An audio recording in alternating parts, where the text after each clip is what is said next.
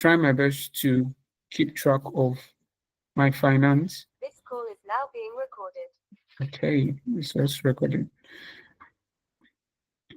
So I've been trying my best to keep track of my finance, and I've seen a lot of things that can affect you, and you will not be aware of it. So I'm going to introduce myself after the introduction, after the pre-introduction. Yeah, I honestly wish there was light, but there's no light as of now. But we are the light of the world, so it cannot be this. Right. So David King Elisha, that's my full name, known as King Elisha, is a creative designer who specializes in brand designing, and strategy. So I work as a brand designer, and I also do a bit of strategy, and most especially I do creative design. So that's why I refer myself to as a creative designer.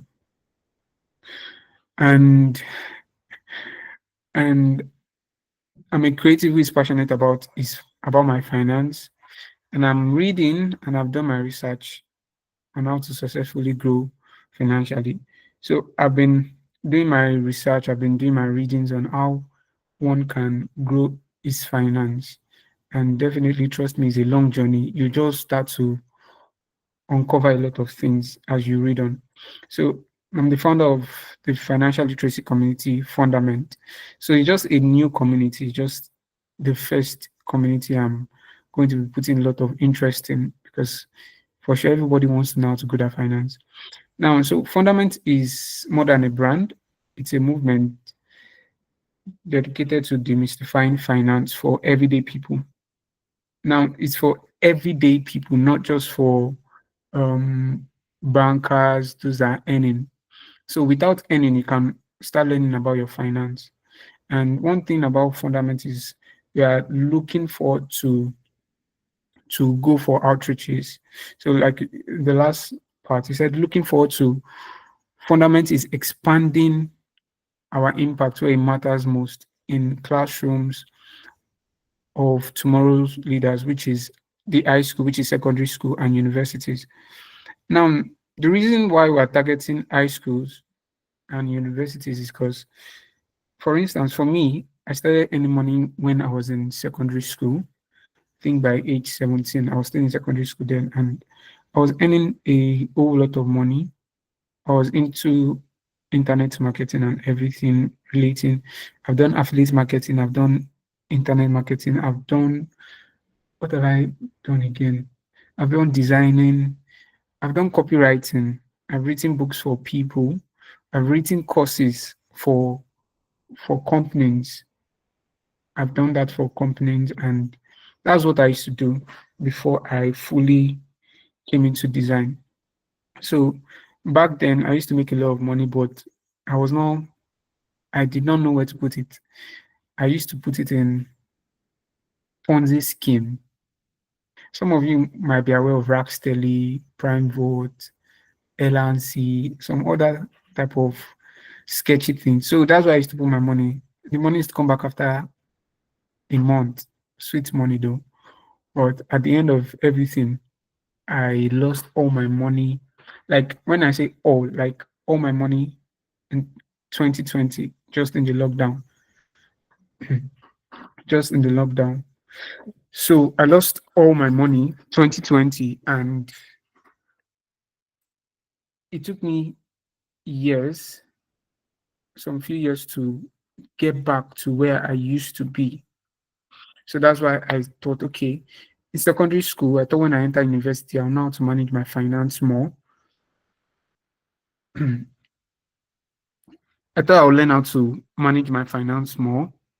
I thought I would learn how to invest. That was all the thing I thought that, okay, when I get into university, I'll do that. But unfortunately, I was unable to do that. So in university, I was still thinking, okay, when I'm done with school, I would still learn how to manage my finance. It shocked me that after I finished, I did not still know how to manage my finance. And it got me thinking that what is wrong? Yeah, that was wrong. So just said, okay, this is what's wrong. We were not taught how to manage our finance. But This call is not about fundament. If you want to know about fundament, I'm still going to be having another call and another onboarding for those that want to join in properly for the community. Yeah. So we'll talk about that. All right. So today we're going to be talking about money and mindset. We're going to be talking about money and mindset. What is money? What is mindset? Understand? And how does your mindset affect the way you spend money? How does your mindset affect the way you view money? I'm going to be starting from your childhood. So first, let's talk. What's money? So money is generally accepted medium of exchange, acting as a unit of account, a store of value, and a standard for deferred payment. So money is paper. Money is what we use for exchange. Money is what we use for payment. Yeah. So we use it for transaction daily instead of doing trade by barter. We've been taught trade by barter in our secondary school. I hope so. That's if you go to a very good secondary school. And it takes money takes many forms, such as paper money, coins, digital money, which is cryptocurrencies, and even commodities. But its fundamental characteristic is that society widely accepts it for payment of goods, services, and debts. So money is what we use for payment. Money is used for purchasing goods and services, and it's also used for paying debt. So that's what money is. Then mindset. I'm just going to use this simple quote from David Blaine. David Blaine, I think, is a magician. Yeah. I'm just going to use this simple quote for what mindset is. He said, your mind is a flexible mirror. Adjust it to see a better world. Now, the mind is flexible. The mind is holds the power of your greatness and holds the power of your downfall. Your mind. I want you to understand this. Your mind holds so much power. That's why even the Bible says, renew your mind. Renew your mind. You need to renew your mind daily. And how do you renew your mind? By reading, by watching, and by listening to things. Yeah. So what you see affects your mind, what you hear affects your mind, and what you read affects your mind. So I'm going to be talking about the mindset issues. So things that affects the way you think about money. Now there are five things here. Number one, we have our early life experiences. And I'm going to be sharing like 4 to 5 stories from early life experiences. I'm going to be talking about cultural narrative, social influences, personal values, and emotions. So those are the five things I'm going to be talking about today. And we're also going to be talking about how you can invest, how you can better your finance. So let's jump right in. If you can hear me, just leave a your favorite emoji. I just want to confirm if you can hear me. All right, all right. So your early life experiences. So recently I was reading a book, The Secret of a Millionaire Mindset, and that book opened my eyes. So your thoughts about money are most times shaped from your childhood experience. And these experiences can be from parents, caregivers, and media. These experiences lays a foundation for your adult belief and attitude towards finance. Yeah. Now, I'm going to be giving four examples and 4 stories, and I'm going to be sharing my personal one first. Now, growing up, I used to hear that rich people are stingy. You might feel like that does not affect you. Growing up, when I come back from school, every day for as long as I can remember, when I get home, what we eat is we drink gari. I am my twin brother. We drink gari and and granite with sugar. I'm saying this just to explain something. We drink gari, granite, and sugar. Now, these two things. So now, when growing up, when I make money and people tend to ask me for money because they know, okay, this guy is earning some money and he's trying to survive. And when people now reach out that, oh, Elisha, I need this. I didn't have a budget. I didn't have anything. I need this. I just quickly pull it out and give it. Just quickly pull it out and give it. Whether it's for, I don't care how much is in my account, down to the extent that it can be the last money in my account, maybe 1K in my account, and someone reaches out. You can give the person the 1K and feel like, okay, I feel satisfied that, okay, I've given this person money. Now, how did that affect me, or how is that affecting me? Now, growing up, I used to hear my parents say and people say rich people are stingy. So because of I don't want to be the rich people that are stingy, I now tend to be the rich person at some point, and after some point, I become broke because of I don't want people to know that okay, I have money and I don't want them to call me stingy. So I now tend to give them what I have on me. I tend to share. I tend to give out my last card just because of that statement. Rich people are stingy. You might not know that that is affecting you. I'm going to share another story from a lady that I read about. You might not know that that statement is affecting you. Let's move down to the part of where I drink Gary every day, some when I was still in primary school then. Then when I started making money, immediately a client pays me for a job. Guess the first thing I do? The first thing I do is I get food. The first thing I do after I get money is I get food. So I'm trying to satisfy that child childhood memory whereby I did not always have what I wanted to eat. I did not always get what I want to eat. I only eat what was available. But now that I have the money, I feel like I can get whatever I need. So now I'm feeling that I want to eat shawarma, I get shawarma. I'm feeling I want to eat, I want to get parfait, I get parfait. And knowing well that I'm full, but I still get these things just because of that trauma, that experience of me when I was a child. So because of I heard rich people are stingy, I will give out my money just to show that I'm not stingy.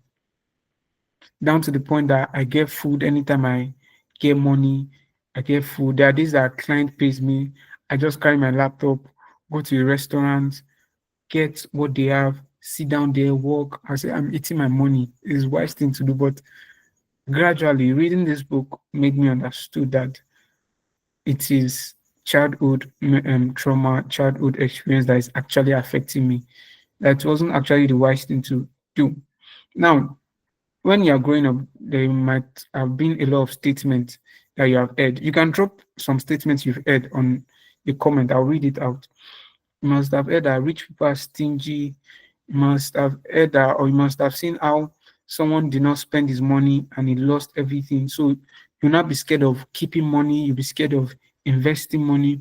You'll be scared of all those things because of what you've heard as a child. Now, another story I'm going to share is from a lady. While growing up, she whenever she goes to her mom to ask for money, yeah, money does not grow on trees. How does that affect you? Have you asked her? Understand? I've seen it. It was here. Say It fell like rich that people from the like floor. to shop. So Esther, please can you mute your mic? So you heard rich people like to show off, and you start to feel like, oh, because of rich people are getting new things that are showing off, so you don't want to be buying things for yourself. So you money is the root of all evil. Money is the root of evil.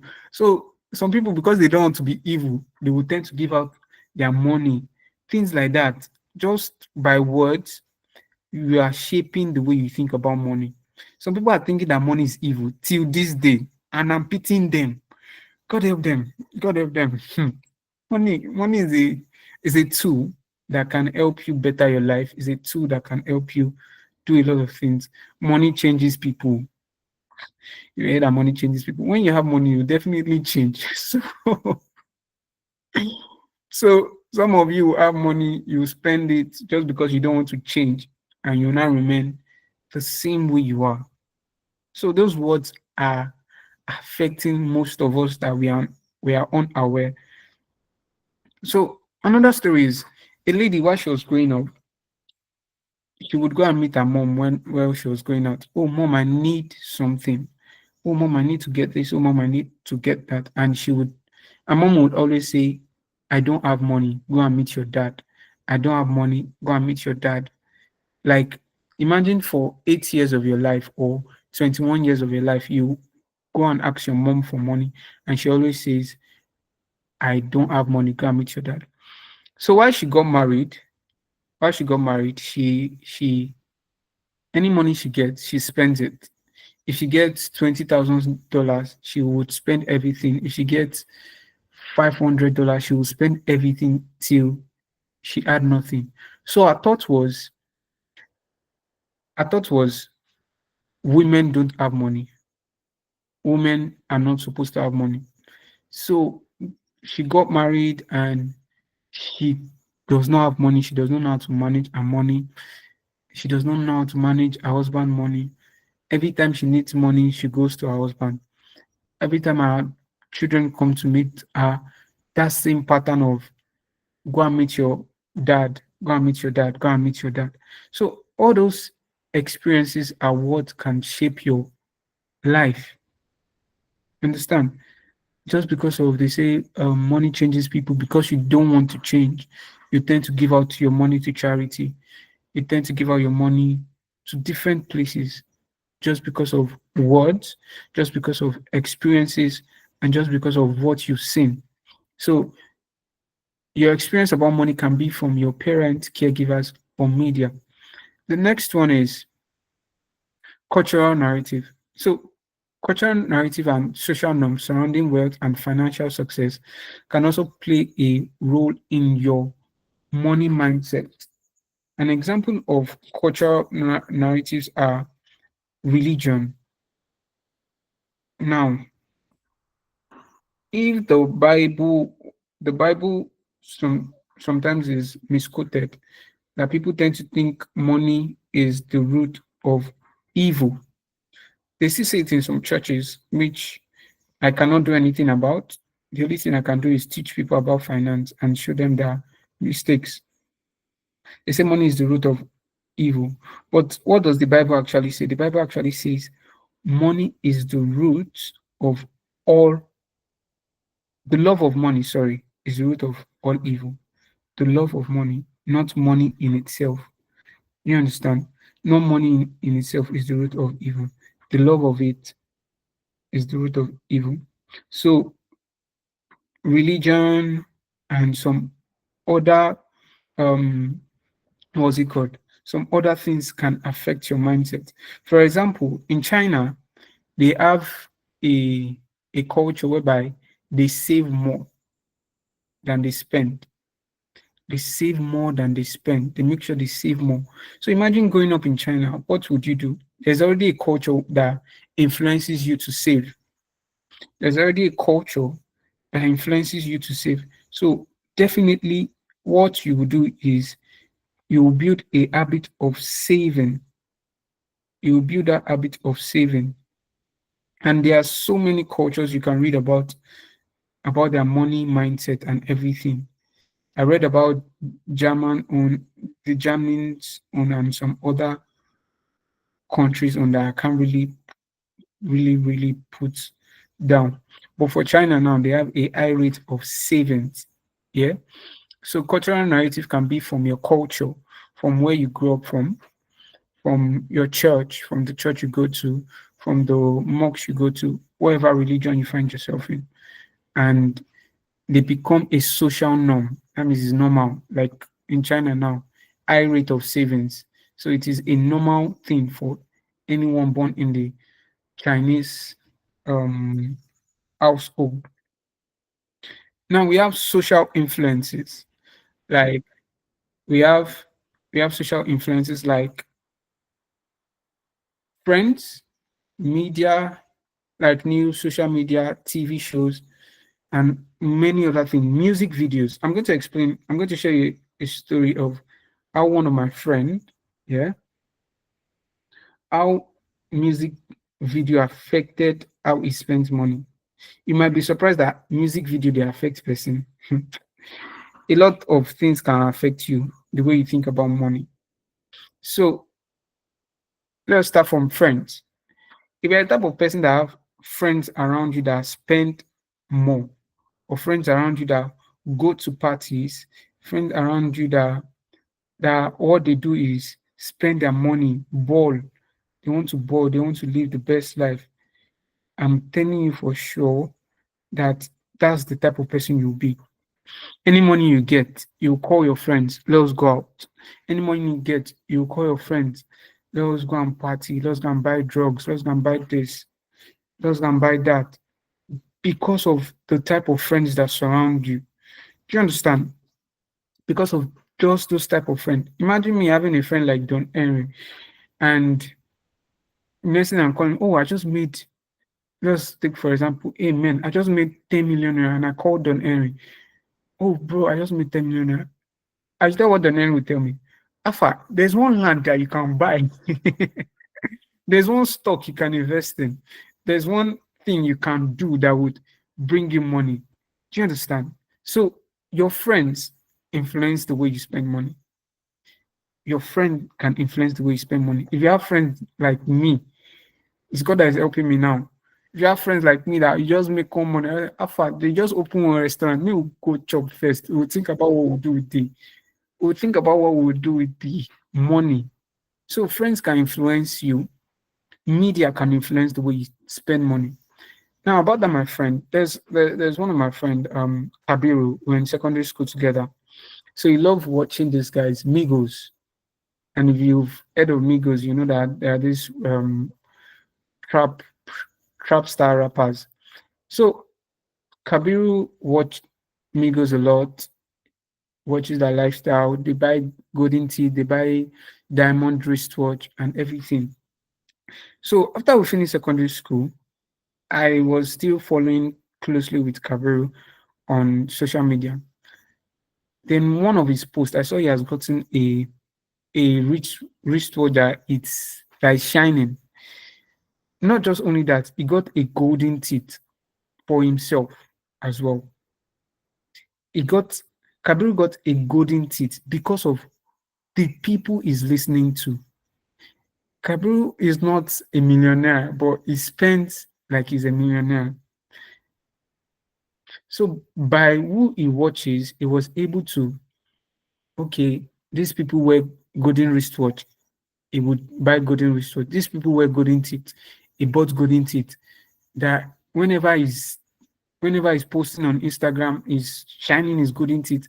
And me and this guy, we both know each other that okay, we are still struggling with our finances. But just because of what he sees and what he watches affects the way he spend money.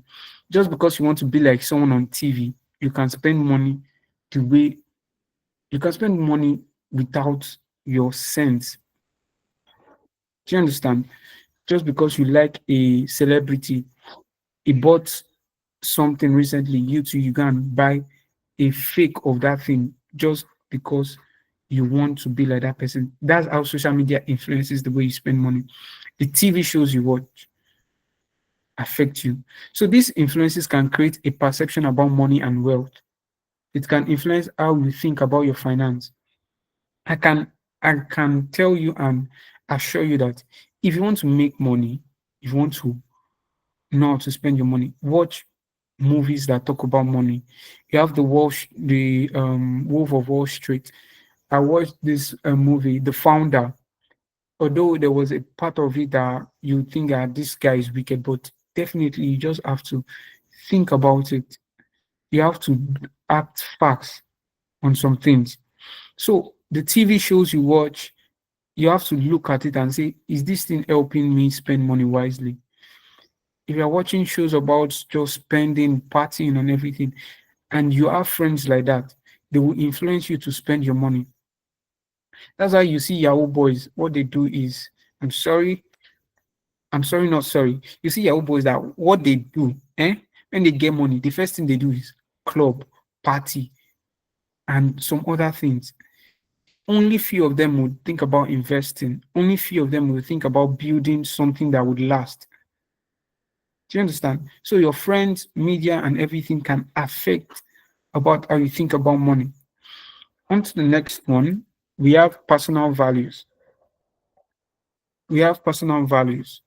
So some financial events or personal struggles can alter your perspective about money, leading to either scarcity or abundance mindset.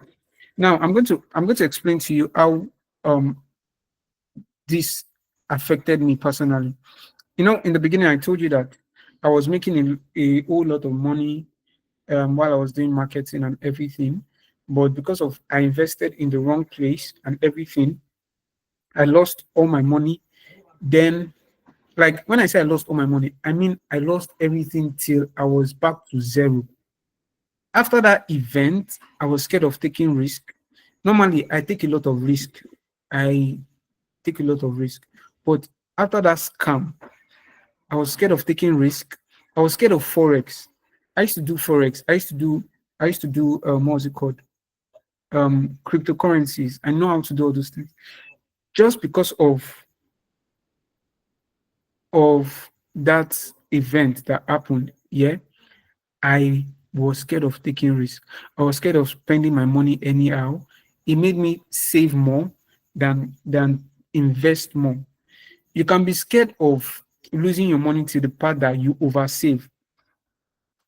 If you're in the Creative Capital Group, I sent in a link from this lady, the owner of Piggyvest, the founder of Piggyvest, and it shows that some people can tend to oversave and they're not aware. You understand? You can tend to oversave and you're not aware you're oversaving. You oversave down to the point that you save so much that when you need money, you now have to go and break down your savings to now fund your daily lifestyle. So that's why we have the 50-30-20 rule by getting there. So your personal experiences, struggle can alter your perspective. So just because of I lost my money, I was scared of taking risks, I was scared of putting my money into crypto, I was scared of putting my money anywhere. All I did was save and spend. All I did was save and spend. Now we have the last one, which is emotions. Now, I mentioned earlier that some people spend because of they don't want to look bad. Some people spend because they don't want to look bad. They don't want to look like they are wicked.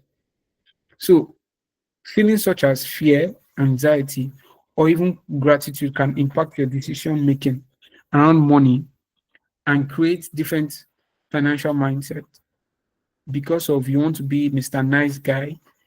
You are scared of putting a narrative into people's head.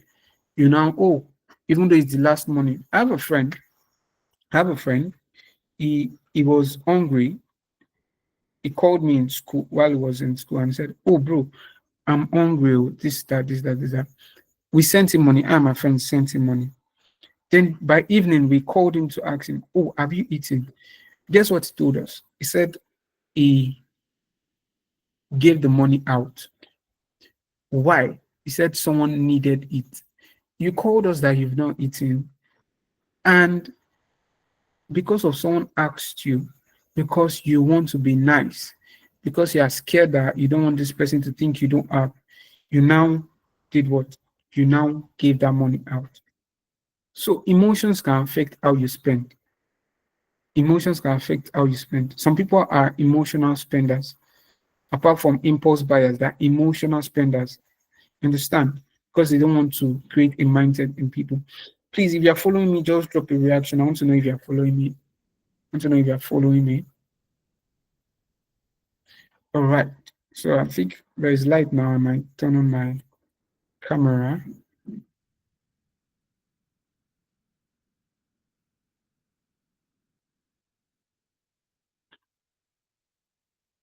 All right. Okay. So back to the slide. So we have money mindset. And what's money mindset? Let me first explain.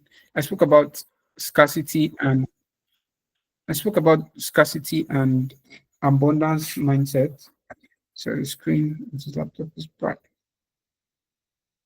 So what is scarcity mindset? Scarcity mindset is characterized by belief that there is not enough to go around, leading to excessive saving and reluctant spending. So you're saving more and you are spending less, which can reduce your mental bandwidth. So just because of you are scared, you tend to save more and you reduce the way you spend. Now, the abundance mindset is an outlook that recognizes abundant opportunities and resources, believing that wealth is attainable and there is plenty of opportunity to attract prosperity. And the funny thing is that there's actually a whole lot of opportunity where you can earn money. There's a whole lot of opportunity whereby you can earn money.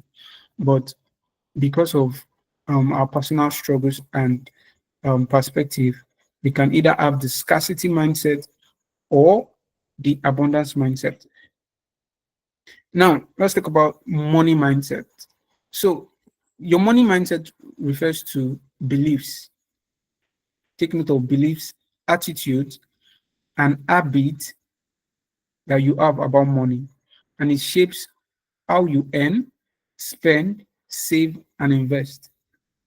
So, how you earn money, your money mindset depends on it. How you spend money, your money mindset depends on it. If you choose to save, are you saving excessively or you are saving the right proportion? If you choose to invest, how are you investing? Are you waiting for, oh, you want something fast or you want something that can build up over time, which is compound interest? So I'm going to be explaining some books I've read that actually help my money mindset. And number one is The Psychology of Money. Psychology of Money. And I have The Secret of Millionaire Mindset. I think I have that one with me. So if you can see it, is this little book here, The Secret of the Millionaire Mind, Mastering Your Inner Game of Wealth by T. Ava Eckhart. And he owns a company that teaches people about money. And this book actually is going to help you. I'm still reading it. And the psychology of money would actually help you out to think about money and how to use your money. It was in the psychology of money I learned about compound interest, how you make small money and that small money can turn into millions. Understand? So a positive mindset can empower you to take control of your finances, while a negative one can hold you back from reaching your goals. Yeah, I will send it to you. I'll send it into the group. So if you have not joined the group, hopefully I would find a way to post the group on my status so you can join. So your money mindset can affect how you think about money. Then we have how to cultivate a positive money mindset. I think the light is about to go off, so solar is dead. So your money mindset can affect you. So how do you cultivate a positive money mindset? How do you cultivate a positive money mindset? Number one, reflect on your beliefs. Reflect on what you've been taught. Number two, set meaningful goals. Number three, practice gratitude. So in this book that I'm reading currently, there is a part. I think I watched an interview whereby they said when money comes into your hand, you say thank you to the money. There's a way you can practice gratitude to money, and it's not worshiping money though. It's not worshiping money. It's just being um conscious that okay, when you're happy, when you give thanks for something, like the Bible says, when you're thankful in little, definitely more is going to come to you. So when you practice gratitude, you will be able to know that okay, this money is used for something. Number four is educate yourself, and number five is seek support. And thankfully, fundament is going to be open and is going to be posting a lot of things for to educate people about money. And if you want to be part of Fundament, you can always reach out to me. If you want to be part of the team of Fundament, you can always reach out to me and we can speak from there. Because we're going to be teaching people about finance, we're going to be teaching you how to build wealth. So you have to seek for support. You have Don Henry, you can seek for support. You have a whole lot of people that I believe are going to join in. Yeah. And from there, you can seek for support on how to cultivate a positive money mindset. So now we're going to be talking about budgeting in finance. I'm not going to go into any much details of anything here. I'm going to give it to John Henry tomorrow. He's going to speak about all the investment and everything you can do. Yeah. I'm just going to talk about the things that I believe are holding you back from attaining your financial freedom. So number one, budgeting in finance. So what is a budget? So budget is a plan. I think I missed out a plan here. Budget is a plan that will help you keep track of how much money you make, spend, and what you spend on, also how much you save. So in budgeting, we have something called 50-30-20 rule. And I'm going to be talking about that. So everyone who wants to build their wealth must have a budget. It is very important. You must have a budget for everything. What you spend on food, not don't be like me. I can spend money on food when I'm hungry. Except you decided that okay, I'm not going to keep track of food, but keeping track of your food as well would actually help you know that okay, you're spending too much on this side.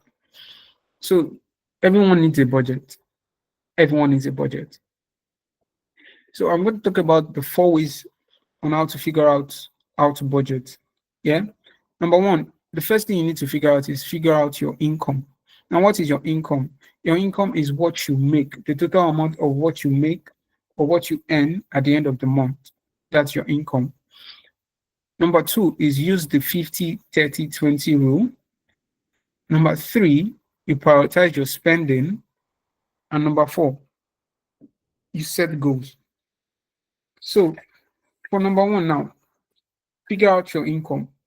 So if you're earning in different ways, put them down and total it by the end of the month to know your final income. So let's take, for instance, me that as a freelancer now, I'm working for some companies, I'm working on the side to get gigs. So at the end of the month, let's take, for instance, I earn 100K. For instance, at the end of the month, I earn 100K. And now, okay, that's my total income. So number one, I figured out my income. Number two, use the 50-30-20 rule. So the rule says the 50% goes for what you need. Yeah. You spend 50% on what you need. You spend 30% on your wants, and you spend 20% on your saving.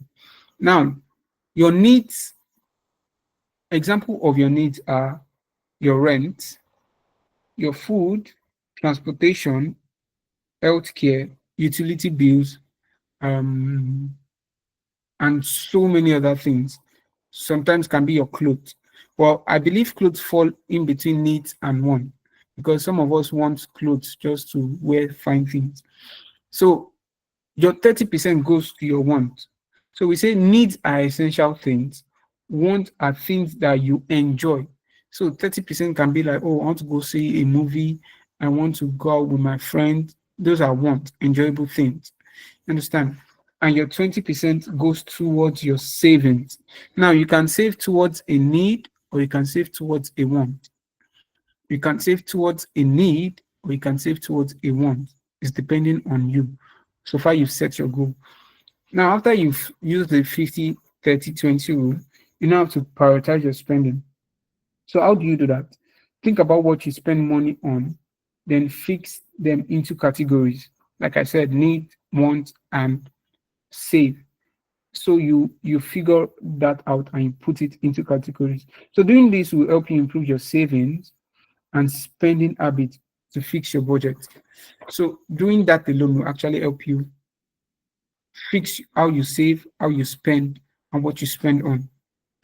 So when you prioritize your spending, you're able to figure that out. Then we have the last one, which is set goals. So, like I said, you can set goals towards a need or towards a want, but setting a goal will actually make it easier for you to save money.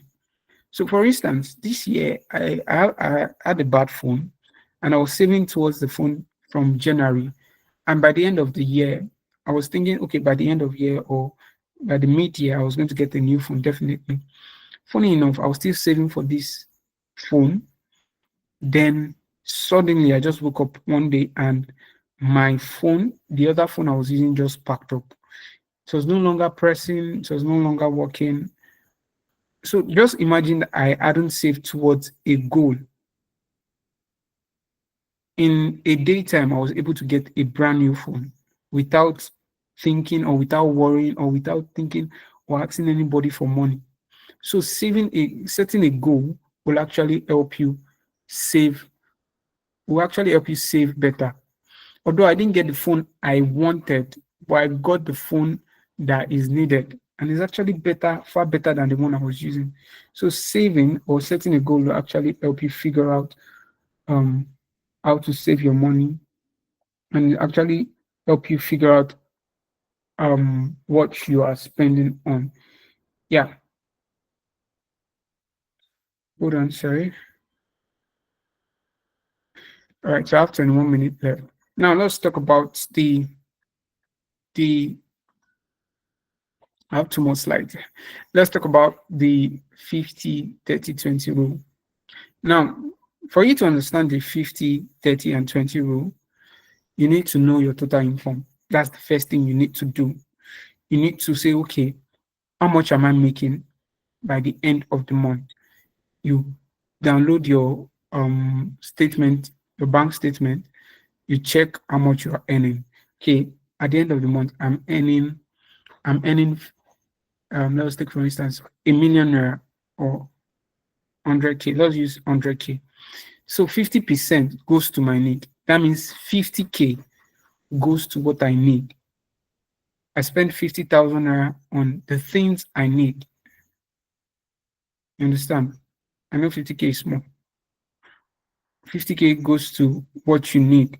Then 30,000 goes to the things I want, and 20,000 goes to my savings, my investment. So I save 10K and I invest 10K. So figuring out your income will actually help you with the 50-30-20 rule. Then once you figure that out, you now divide your income. And here is how to go about it. 50% goes to your need, 30% goes to your wants, and 20% goes to your savings. It is important that you budget all these things, that you write them down, you budget it. Very, very important. Very, very important. And one thing about budgeting and writing this down is that once you start, it's going to be difficult. I can assure you, it's going to be difficult. You might not be able to continue, but if you truly want to know how you spend your money, you need a budget. You need to write down. So recently, I started writing down um, things I buy, how much I spend. So if I buy pure water, I write it down. If I buy if I buy food, I write it down. If I buy a book, I write it down. Then at the end, that's at the end or daily, at the end of the day, I then impute it into my budget. Oh, food was a what? Food was a need. I impute it into need. Oh, the book was a want. I wanted to get that book. I always wanted that book. I impute it to want. I spent 1K on saving. I imputed, okay, 1K goes to saving. So that way, if you are keeping track of those things, you are now able to say, okay, by the end of the month, I was able to save 30,000. I spent 50,000 on what I wanted, and I spent 20,000 on the things I needed. So I have to increase I have to reduce how I spend on my wants and increase how I spend on my needs. And I also have to increase how I save. Remember, there's something called excessive savings. So for you not to save excessively, you have to stick to your 20%. For instance, there's something I started while I was still in school.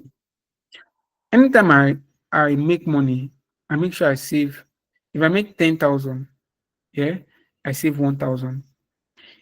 Down to the point whereby if I call home that I need money, if my brother sends me, for instance, 5,000, I will save 1,000. So that was actually helping me to build habit.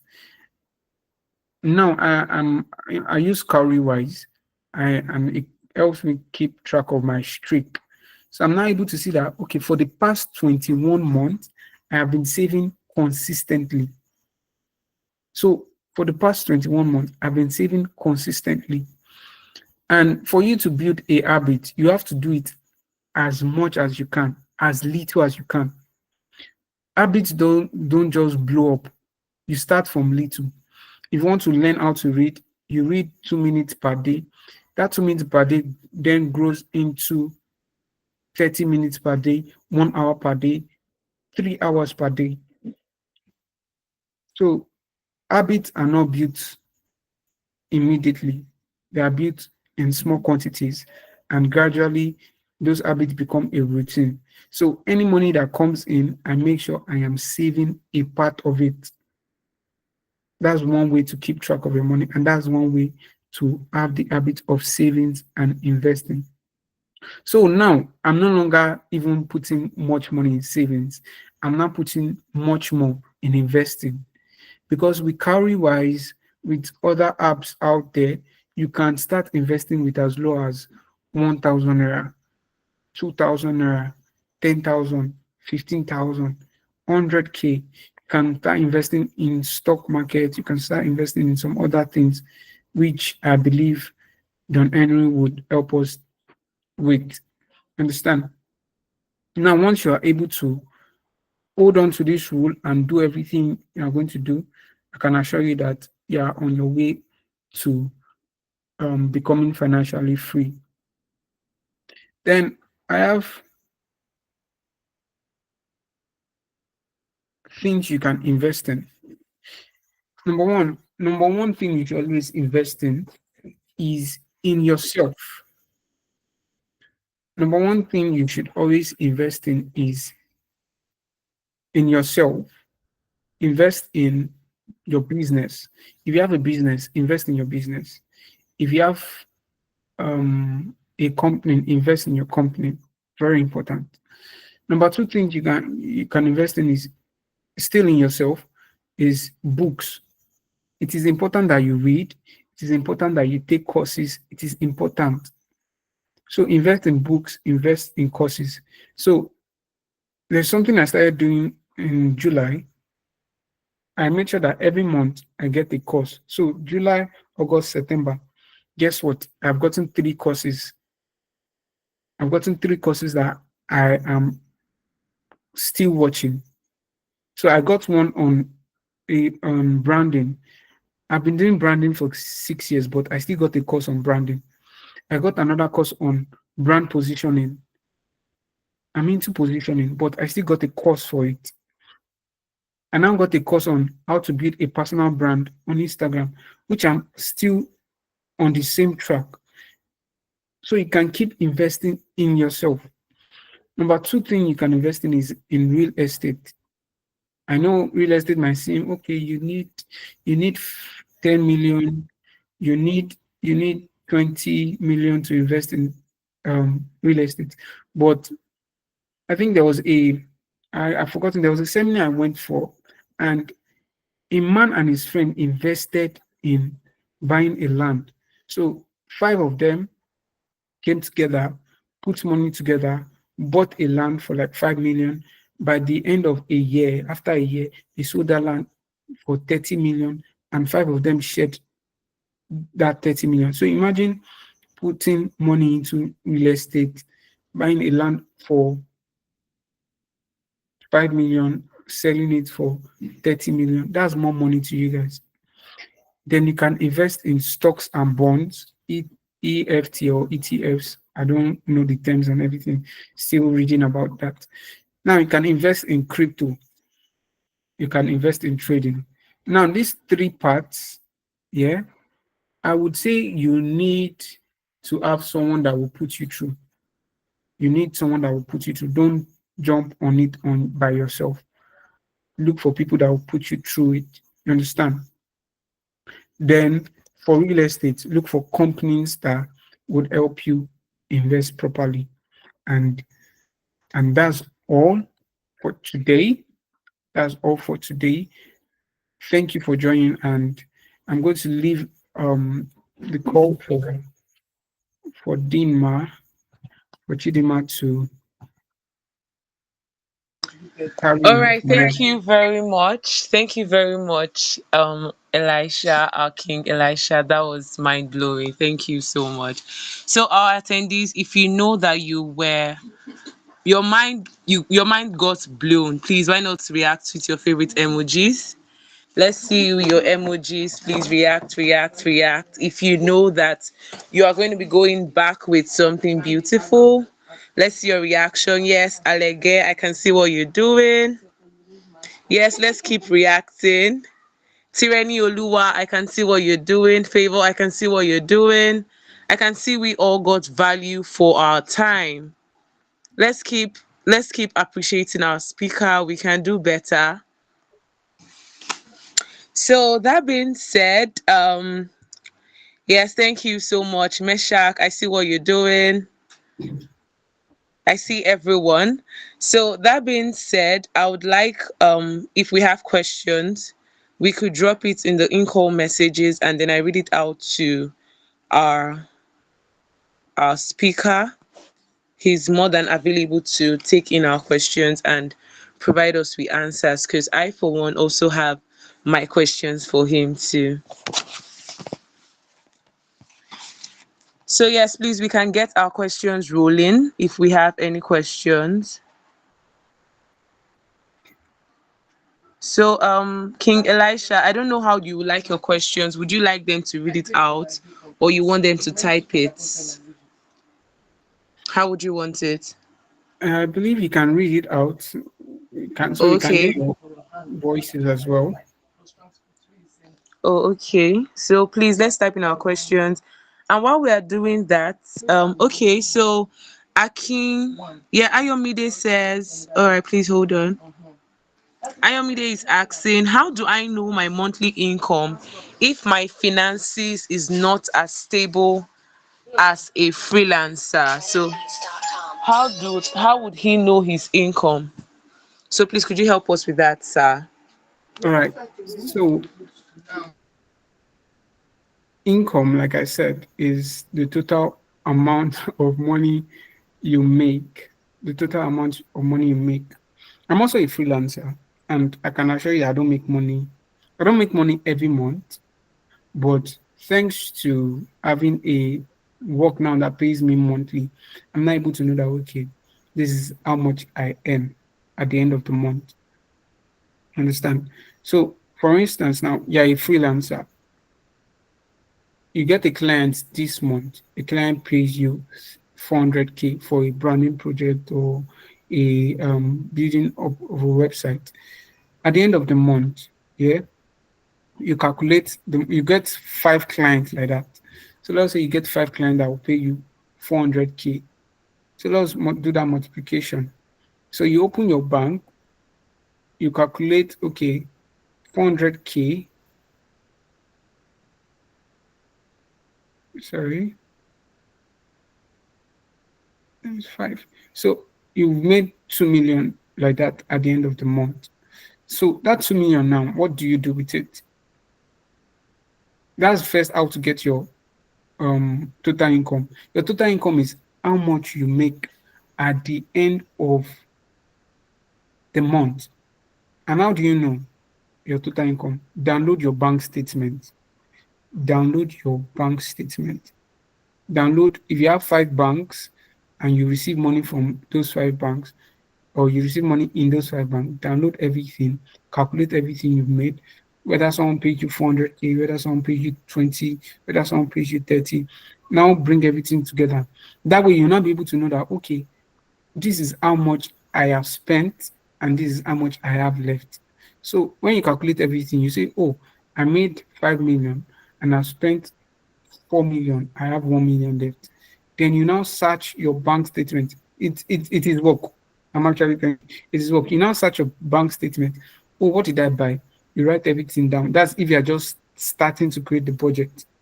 You understand? You now write everything down.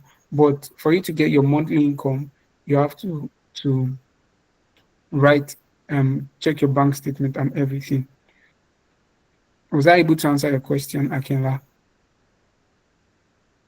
All right, thank you. All right, thank you, King Elisha. That was mind blowing. So, just to add a little to what he said. So, Ayomide, I know if there's something I applied, I started, I think, early this year. I got a special book, and what I call the book is an exercise book. Actually, you don't have to do so much. An exercise book, and what I call the book is Finance Tracker. So, for every money I earn, I jot it down and break everything down to what I spend. And that way I'm not shocked, where did this money go to? Where did this money go to? Like he said, it's going to be a lot of work, but then it's going to be worth it at the end of the day, because at the end of the day you'll be able to see that you have been able to save money, you have been able to track your expenses, and you have been able to see, okay, am I getting better at what I'm doing? What are the things holding me back from achieving a particular kind of money I would like to earn at a particular period of time? And with that, you'll be able to set goals to hit a particular kind of finance or income for yourself and all of that. So a quick one to share before, well, we can keep dropping our questions. So there was this acronym I gave SAVE. If it's okay, I would like to share it with us. So I said, save, the S is start, the A is accumulating, the V is value, and the E is efficiently and effectively. So my own ideology for save is you start accumulating value effectively and efficiently. Or you can say my own acronym for save is you can stop allowing vague expenses. So I don't know if that made any sense at all, but then that's just it for it, because like I our think you should speaker put said that. earlier. You should put that in the comment as well. I think I like that. All right, I'm going to do that. Or maybe I'll do that in the group. So if you're not in the group, please find your way to the group. Thank you very much. I'm going to do that in the group. And yes, I learn very well with acronym. So yes, somebody is asking, what can I do to change my mindset about money as a freelancer? So King Elisha, over to you. Okay, what can we do to change our mindset? Now I'm putting us together because you said now we didn't look for money. So what can we do to change our mindset? Let me say this. Number one of the biggest problem here is mindset. And for you to change your mindset, you have to unlearn what you already know, and you have to unlive the experiences you've had. You have to unlive it. And how do you unlive it? Books, sermons, videos, taking action. So, number one, books. By reading books alone, your mind is able, you are able to expand your mind and able to see that, oh, this is what is really affecting me. So you now write down what is affecting you. Oh, was it what my parents said? Was it what I saw? Was it this? Was it that? And you now have to fight. When I say fight, because now battle, you have to fight that part whereby, okay, oh, this is what I've been doing wrong. You now have to change your ways. So for your mindset to change, you have to change your actions. You have to read more, you have to save more, you have to invest more. So that's that about changing your mindset from your early childhood experiences. Let's go into social influences. Your friends. If you know your friends would take you out to spend your money, If you know your friends will take you out to lavish your money, you now have to change your circle of friends. They used to say something. If you want to be rich, yeah, be with rich people. You now have to intentionally look for those that are rich. Go to places that go to seminars that will improve your mind. Go to um, events that will change your mindset, that will help you see new possibilities. You can go to an event and you know that, oh, I can make this, I can do this. So going out, changing your circle would also help you change your mind. You know that your mind is from your mind is full of things that you see, things that you hear, things that you watch, and friends that you what's it called, move around with. So for you to change your mindset, you have to change that your group of friends. If it is movies that is affecting you, change the type of movies you watch. If it's music that is affecting you, change the type of music you watch. You understand? So the change of mindset actually begins from changing, number one, what you've learned. You unlearn it. So you've learned that money is the root of all evil. Now you now have to learn that money is not the love of. You now have to learn that money is not the root of all evil. You have to learn that money is important. Money is a tool to change things. It is the love of money that is the root of evil. That's for we Christians. Yeah, understand? And for, it's not even for we Christians, for everybody. The Bible is for everybody. Understand? So you now have to change that mind that money, me having money doesn't make me evil. Me having money means I can now use it to propagate the gospel. I can now use it to teach people. I can use it to build schools. I can use it to build. So you now start seeing money as a tool to help you grow things, and you now stop feeling evil. We have another one that says money changes people, or rich people are stingy. No, rich people are not stingy. They only have a budget and they are sticking to their budget. I went for a men's hangout. That's when I knew that as a guy, you supposed get budget. You understand? Because once you marry like this, you now start thinking about family, start thinking about things. As a lady too, have a budget. You understand? So changing the things you read, changing the things you hear, changing the friends you have would automatically change your mindset, change your thought, change your perspective towards how you view money. You understand? So I guess that's I hope that answers your question. All right, so yes, he said, Don Henry says, yes, you did justice to his question. Like King Elisha, I must confess, you really came prepared for us tonight. Because how do you explain the fact that the yes, you are taking us on the topic money mindset, and somehow you just find a way to chip in branding. Like you're like, hello, if you don't brand yourself right, you're not gonna get any money. And I'm like, thank you so much for that. So yes, I have my personal question. I don't know, but I feel like it relates to each of us on various levels. So the question is, how do you save towards a need when you have a constraint in your income? So each of us at some point, like you mentioned earlier, you had a need for a phone and you started saving for it. So at that point, where at some point, probably let's assume you had your constraints with funds or your income level or your income stream, how were you able to manage that and still see that you were able to save? So okay, let me let that question digest. All right. Um Saving towards a need, and there's now a financial constraint. Yeah.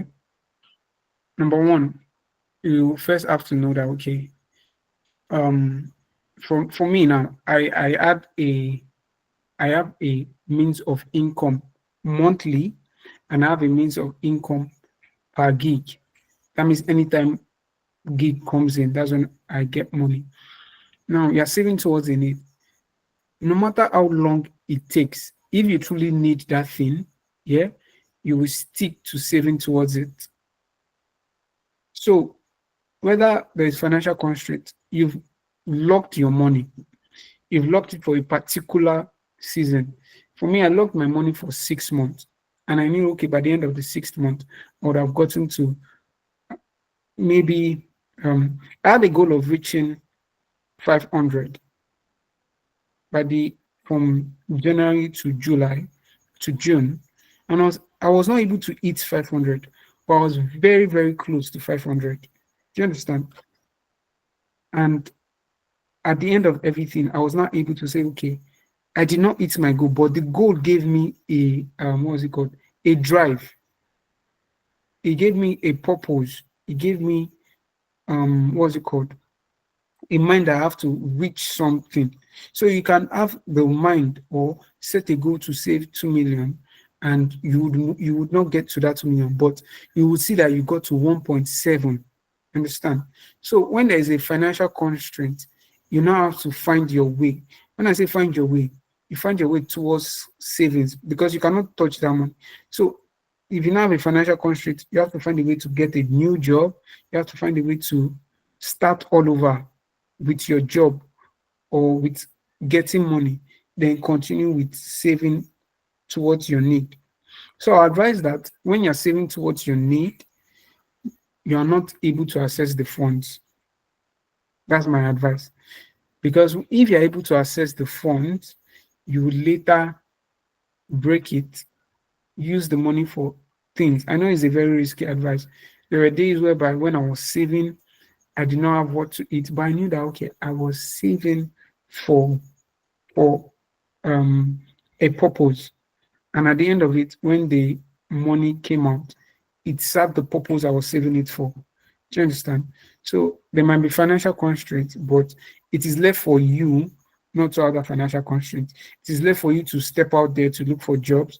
It is left for you to step out there and sell yourself and get money. And for you to get money, you obviously have to have value. You obviously have to have something you are giving to people. Understand? So that's what I would say when saving towards your need and you have financial constraints. Oh wow, that was beautiful. Thank you so much. And I feel like this topic of mindset cannot be overemphasized because whilst you were speaking, I was going through my note and I even discovered that disclaimer, I told you I do lots of acronyms for my own self. So I discovered that I even have an acronym for mindset, which is making interest never die. You are seeing through that every target, you are seeing every target through.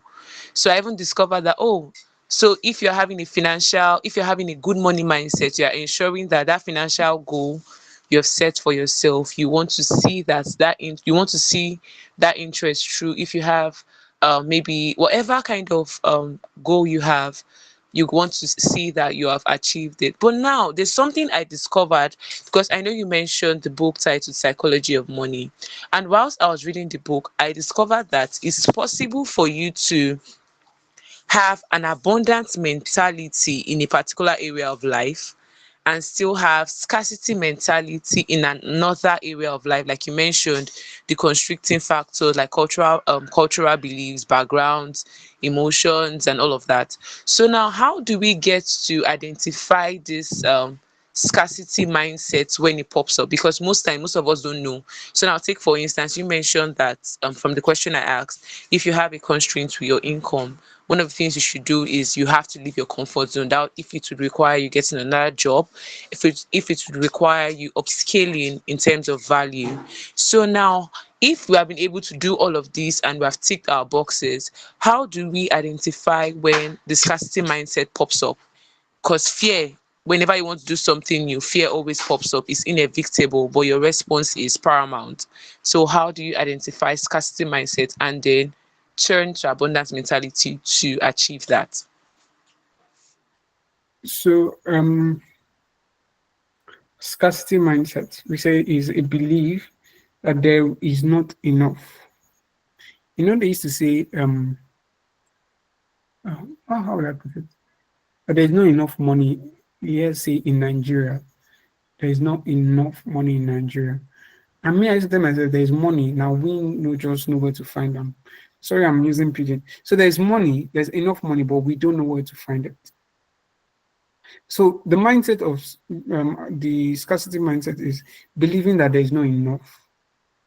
You understand? The moment you believe or you have it in mind that, oh, this money is not going to be enough, trust me, it's not going to be enough. And with that mindset, so you can now tend to overspend and oversave. Do you understand? And you can now be reluctant to not want to spend as well. Sorry, okay. You can tend to overspend, can tend not to spend, and you can tend to oversave just by having the scarcity mindset. So how do you identify it? I think you just have to reflect on what's going on with you.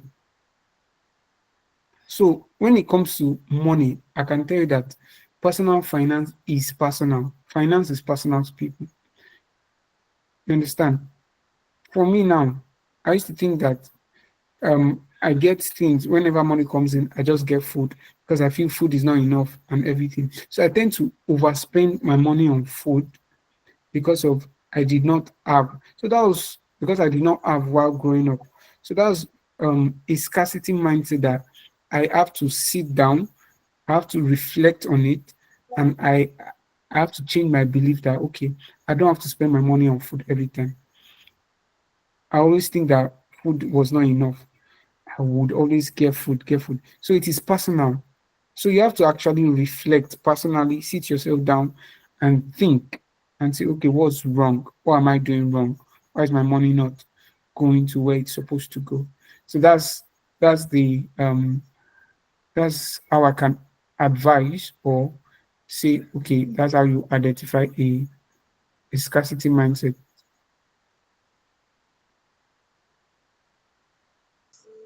All right, thank you very much, King Elisha. Like I said, thank you. You are really giving us hot, and trust me, I don't know when we'd be able to overcome all of these hot bullets. But God help us, we're able to practice and implement all you have said. And yes, attendees, just in case if you're thinking of missing out on tomorrow's session, well, tomorrow is going to be practical, and trust me, I know our speaker because he's coming hot. Like I saw the slide and I'm like, please take it easy. But that being said, I don't know, does anyone have any questions? Do we have any more questions for King Elisha? He's more than available to take any more questions. And I feel like I've been able to like draft out questions that probably could arise in the course of our implementing what has been taught. So I really don't know. Do we have any questions? You could drop it. You could drop it in the in-call message. I'm waiting. So you can drop In it the on the group apps, as well. yes, you could. So in the absence of any, let's try something. So can we drop what we learned? So which part of today's session resonates with you the most? Let's drop it because everybody will say everything. Everything is actually nothing. What particular thing is your take home for today? So for me, my take home is I have to re-strategize if I'm going to get more money for myself, increase my income span. I have to. Oh, Ayomide said the 50-30-20 rule. So Ayomide, are you promising us that you'll be applying this? Are you promising us that you'll be applying this? Please, we have a number of us in the group. Please let's not stay quiet. So we have Tireni Oluwa, we have Favor, we have Gigs, we have Alege, we have Miracle, we have Ademide, we have Meshach. Let me see. We have Shego, we have Achor, we have Don Henry. So yeah, Tireni said the scarcity mindset. We have Okpechi. Please, I don't know if I pronounced that correctly. Please pardon me in case if I did not. So Miracle says that is possible to oversave. Hmm. King Elisha, this way you're saying it's possible to oversave. Please, I need, but it's fine. It's fine. Actually, like that. So let's keep it coming. What exactly? What exactly? So Ayomide says, by God's grace, he's going to apply the 50-30-20 rule. Okay. Yes, let's keep what we learned, what resonates with us the most about today's session. Yeah, King Elisha, you're raising your hand. Am I correct? Yeah. So Yeah, please. the possibility of oversaving comes from the fact of still the scarcity mindset, and because of you are trying to save more or try to build a habit, you are now saving more, that you now save more than your 20%, and you are unable to meet up with your life expenses. That's oversaving, whereby you now have to withdraw from your savings to what's it called, to meet your life expenses. So that's what oversaving is. So when the moment you save and you now have to withdraw, that's when you notice that you start oversaving. But when you save and you don't go back to the money at all, and you know that okay, it's there, okay, yeah, good. So just to explain that. Oh, okay, thank you. But what if the person tries to implement the China policy you spoke about getting to spend lesser than you earn? Because I know there was this lady I was listening to. We could actually check her up on YouTube, Financial Jennifer, and she has this community, Fin Tribe, is strictly for ladies. But there was a time she was teaching, and then she said something about how that in the community, some women have now developed their income span, and now they are saving more than 20% of their income. So would you now say those people are over saving? Because I feel like over a period of time they have been able to develop their mind. So would you still categorize those kind of persons, or that set of persons, that they are over saving? Okay, there's one thing you said is that they've figured out their income. So they are now saving more than that 20%. Why are they able to save more than that 20%? They've earned more than they used to earn before. Do you understand? So they've earned more than they would before.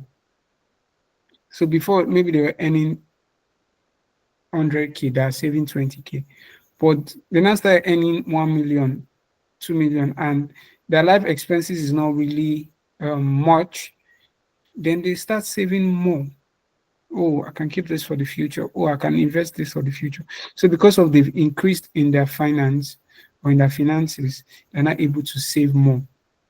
And because of they're not spending much daily, maybe they found husband that is that is taking care of their expenses. They're not able to save more. So that's it. That's one of the possibilities.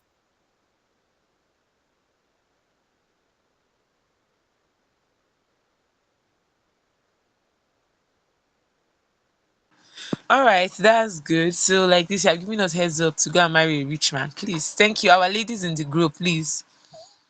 A rich man. Thank you very much. So, whilst I still read out what we learned, so Meshach said, I learned how your environment creates a mindset for you. Okay, I don't know. Yeah, I learned how your environment creates a mindset for you to use and spend money. Oh, well, that's beautiful. So Don Henry says, realize he learns that realizing that his mind is a mirror and how he uses it to see the world as a better place to build a better mindset and habit for money. Hmm. I won't say more than what I have read now, but this is beautiful.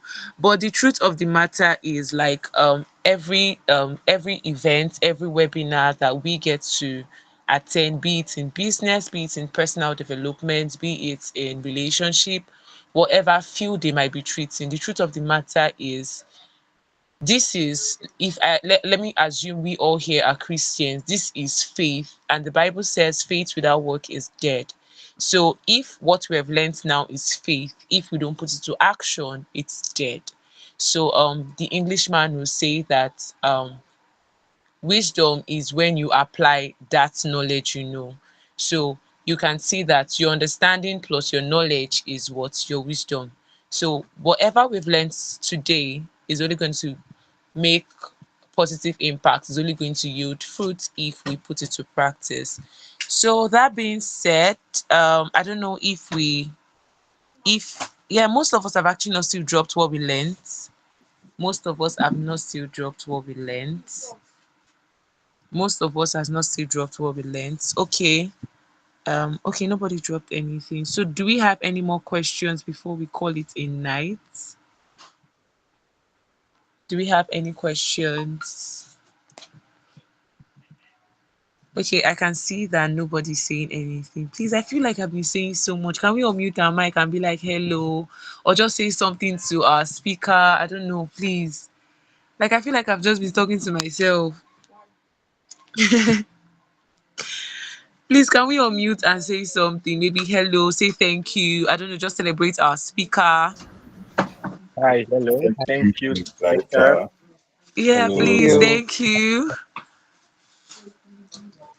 Thank you so much. So I feel now, yes, I'm alive. Yes, something is actually happening in this space. So yes, friends, till we come again. Okay, he said Atro said he just joined and he learned that he learned he learned something he learned something about oversaving, and he did not know that we can oversave. King Elisha just dropped a bomb that has moved Acho's mind. It's all right. So yes. Okay, who else is dropping a comment? No one else. So whilst before we draw the curtains, first off, I would like to apologize. I came in late due to some unavoidable emergencies that came up. But yes, I'm still here and I'm happy I had to meet each and every one of you. And I'm happy you paid attention and you're going back to brood on something that is going to um take or change the trajectory of your finances. So that being said, I don't know, King Elisha, do you have something to say? Do you have something to say, King Elisha? All right. The other thing I have to say is that do not miss tomorrow's session, and and would like for you to join the group. Yeah. But tomorrow's session, do not miss it because you're going to be learning about a whole lot stocks, what you need to invest in, and things that would help you boost your finance, especially. That's what you'll be learning. And trust me, it's going to be a great one. So do not miss tomorrow's session. Do not um, take it for granted. Join the group, join the community. We are going to be having people to join us. And if you want to join us, if you want to be part of us, can always enter my DM. I'm open. We just have to go through um, the onboarding phase or interview phase to know if you are fit to join the team. You understand? So that's all I have to say for now. All right, thank you, King Elisha. It was such a mind-blowing moment. Your in-depth knowledge being shared is something that if we are to pay for it, well, God help us, and it's something we really want to appreciate. We appreciate every attendee here, from Tireni Oluwa, Ademide, Acho, Last, Shegun. sorry, I forgot. Lastly, Yes. there's going to be a free gift after the webinar. Ah, ah. So Please, there's am going to I be a am free I gift. one of them that will win? We can't say we don't know. There's going to be a free gift. So do not miss So I out. can see excitement. Acho is very happy that there's going to be a free gift. So join in tomorrow. Don't miss out. Okay. So guys, you've heard the bait. There is going to be a free gift tomorrow. Well, with all joy in my heart, I will gladly give whoever emerges winner. So yes, once again, thank you so much, King Elisha, for such a mind-blowing session. And to any one of you that is planning on missing tomorrow's session, trust me, it's going to be one of the biggest mistakes you're planning to do or take on your financial journey. Yes, that being said, do also invite someone, come with a friend, invite a friend to the webinar, because we're all about sharing knowledge. Rome was not built in a day, and neither is any man an island. So your friend could actually come in and share his own thoughts and perspective about money, and we all could learn. Could also learn. He would learn actually from our speaker from tomorrow. So yes, that being said, thank you so much. Thank you, our speaker, once again. God bless you. Tireni Oluwa, I feel your energy in the group. Thank you. Ademide, I feel you. Akinwade, I feel you. Acho, I feel you. Shegun, I feel you. Don Henry, I feel you. Please, I feel everyone in this group. Yeah, Okpechi, like, please, I'm really not sure if I'm getting the pronunciation of your name, but I really feel you. Akinola, I feel you. Favor, Gigs, Alege, I feel each and every one of you. Miracle, I feel you. Don Henry, I feel you. And yes, our mind blowing over knowledge, our superstar speaker. I feel you all 100%. And I'm really glad that I could host this webinar. Yes, I'm still going to be here again tomorrow. You said I got the name correctly. Oh, thank you so much. Thank you. So, yeah, I feel each and every one of you. So, yes, don't miss out. Let me allow you all go chill. Tomorrow is Sunday. So, go chill, enjoy yourself, and tomorrow evening by 7 p.m. prompt, let's all be gathered here again to experience the practical sections of how we can take our money, or rather our finances, from 0 to 100 step by step. So we have to be realistic. That being said, please can we unmute our mic and say thank you to our speakers? Please, can we do that? Thank you, King Elisha. Thank you, Esther. Thank you, everybody. Thank you, King Elisha. Thank you, our beautiful host, Chidima. Oh, oh my God, thank you so much, Don Henry. I'm happy I'm here. I can't hit Tireni, I've not heard your voice. Shagun, I've not heard your voice. Ademide, I've not heard your voice. Thank you. Alege, I've not heard your voice. Favor, Miracle, Akinola, I've not heard you. Okwechi, you said I got your name correctly, so I want to hear your voice. Let's appreciate and celebrate our speaker. We could just say, I celebrate you, King Elisha. We love you, King Elisha. Thank you, King Elisha. King Elisha, you're the best. King Elisha, I would have given you money, but I don't have a teleporter. You just say something. Let's blow his mind. Let him feel the love here. Thank you so much.